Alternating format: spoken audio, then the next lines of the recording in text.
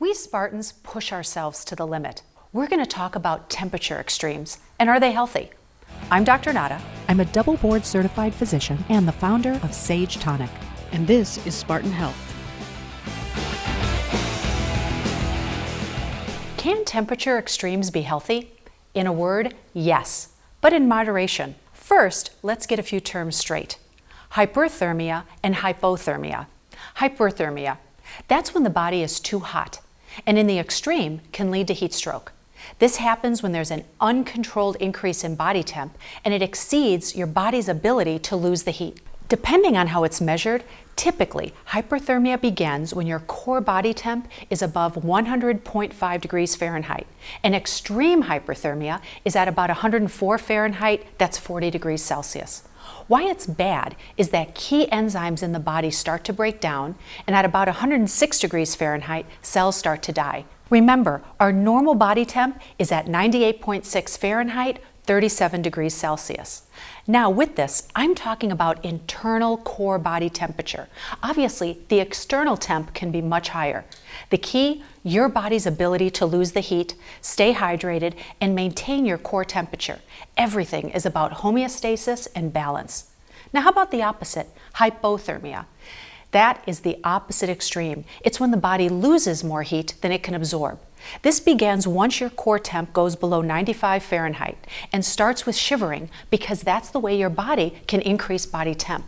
Once internal temps reach about 86 degrees Fahrenheit, that's 30 degrees Celsius, cellular metabolism starts to shut down. And in fact, it makes things like walking almost impossible. Now, that's the extreme, but there's a lot in between.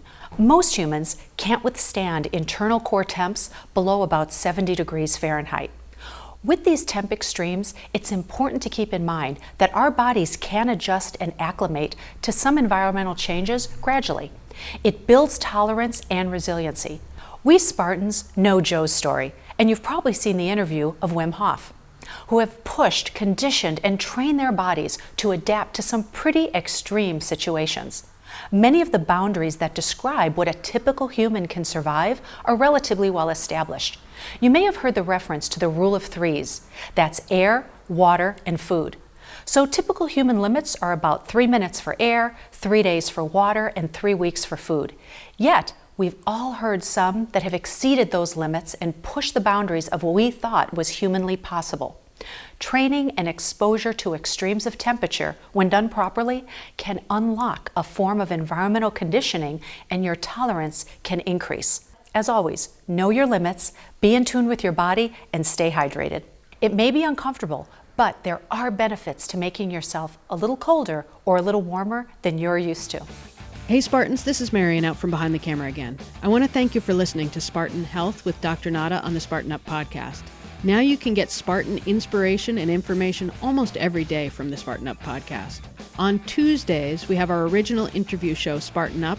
Wednesdays, join us for Spartan Mind with Spartan's chief mind doc, Dr. Laura Pence.